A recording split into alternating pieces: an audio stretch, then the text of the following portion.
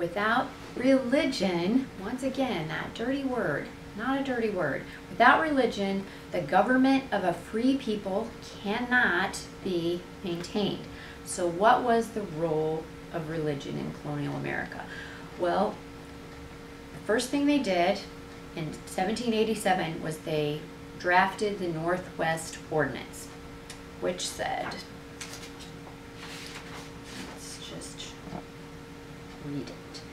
It says, religion, morality, and knowledge being necessary to good government and the happiness of mankind, schools and the means of education shall forever be encouraged. So, 3 things were to be taught in the schools: religion, morality, and knowledge. So, which religion were they going to teach? Because there's all kinds of stuff floating out there that they weren't Christian, they were atheists, or they were deists, or whatever. So, what did they really say? George Washington said, of all the dispositions and habits which lead to political prosperity, religion and morality are indispensable supports. Let us with caution indulge a supposition that morality can be maintained without religion. Reason and experience both forbid us to expect that national morality can prevail to the exclusion of religious principle. It is substantially true that virtue or morality is a necessary spring of popular government. Thomas Jefferson.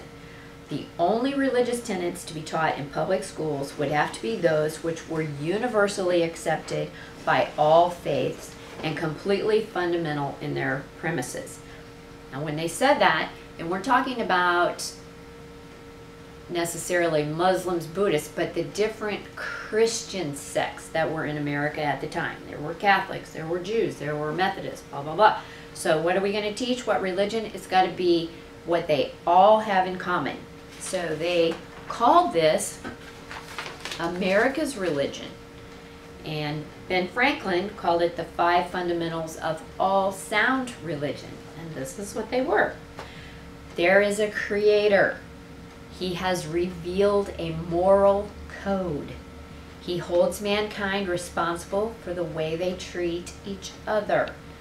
We live beyond this life, and we will be judged there for what we have done in this life. So those were the 5 fundamental principles. That was America's religion. There's a creator. He has a moral code. He holds us responsible for how we treat each other. We live beyond this life, and we will be judged there for what we have done here. So, at the time of our revolution, you had the French Revolution. If you've ever read the book A Tale of Two Cities, it's about that. And what was happening there? That was anarchy, gone mad. And at the time, it could go either way. So the church was the government. If Catholics were in power, you weren't Catholic, head gets cut off. If the Protestants were in power, you weren't Protestant, head gets cut off. So that's why the people loathed mixing the clergy and politics. They wanted no part of it. But Alexis de Tocqueville came from France in 1831 to visit the United States. So the first thing he noticed was the religious aspect of the country. And he's like, these European philosophers are wrong that say you can't mix religion and government and have freedom. He said as liberty increased, religious zeal also increased. So the more free they were, the more they wanted to live right, because it was just a cycle. If you live right, you're more free. You're more free, you just keep living right. So, and they understood that. And the Christian religion was dominant in America. In New England, every citizen receives the elementary notions of human knowledge. He is taught, moreover, the doctrines and the evidences of his religion, the history of his country, and the leading features of its constitution. Think of that. Think of what's taught in schools now. This is what was taught in schools then. The evidences of your religion, the history of your country, and the leading features of your constitution. he said, it is extremely rare to find a man imperfectly acquainted with all these things, and a person wholly ignorant of them is sort of a phenomenon. This past 4th of July, they did a poll, and they found that 47% of Americans had no idea what they were celebrating on the 4th of July. How does that make you feel? It should make you a little bit sick. So, what did they consider then the role of the clergy? Well, the clergy did not accept political appointments. That way they couldn't be attacked as political opponents. They were politically separate from the government. There was separation of church and state, but not state and religion. So, from the pulpit, the preachers, their role, they felt, was to fuel the flame of freedom, to stress morality, and alert the citizens to dangerous trends. So let's read what de Tocqueville concluded.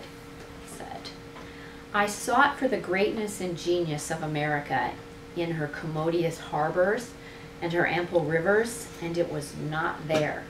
In her fertile fields and boundless prairies, and it was not there. In her rich mines and her vast world commerce, and it was not there. Not until I went to the churches of America and heard her pulpits aflame with righteousness did I understand the secret of her genius and power. America is great because she is good. And if America ever ceases to be good, America will cease to be great. So now, what about religion and the federal government? Federal government, the top level of government. So the founders, they campaigned, they wanted equality of religions. Patrick Henry was so excited about all religions being strengthened that he wanted to draft a bill for a religious tax. In other words, you had to pay it. It's kind of like a mandatory tithe. You would have to pay it, but you could designate to what church you wanted it to go to. And this was going to be done at the congressional level. And Thomas Jefferson's like, no.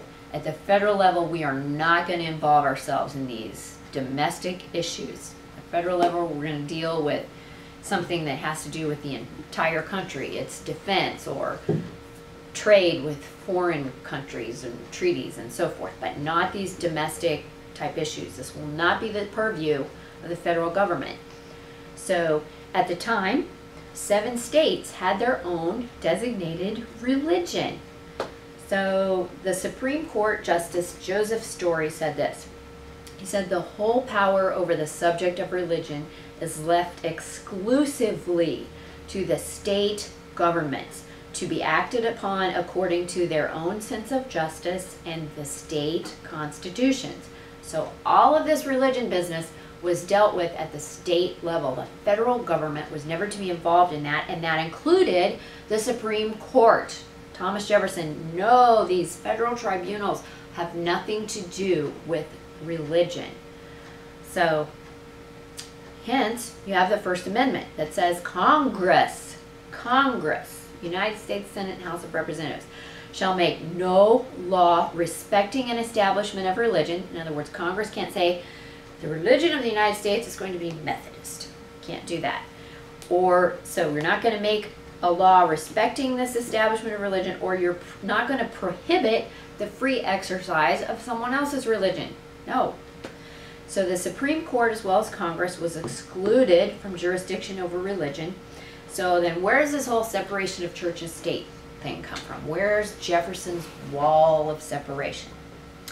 As governor, Thomas Jefferson had declared a day of prayer and fasting. Well, when he became president, the Danbury Baptists wanted him to do the same thing as president. And he said no. And they're like, why not? You did it as governor. And he said there must always be a separation of church and state. And by that he meant the federal government. He had no problem mixing government and religion locally. In fact, when he started the University of Virginia, he encouraged churches to build buildings next to the schools so that when they were done with their secular training, they could go and be taught in their religion. In the village of Charlottesville, Virginia, he observed, he said, we have 4 sects. They don't have their own buildings. So they took turns meeting in the courthouse. And they would all gather together, and 1 week it would be one group's minister give the message. The next week, the next group. And he said, and they're all living in perfect harmony. So there was no problem mixing religion and public buildings and the state and local and county governments. There was no problem with that.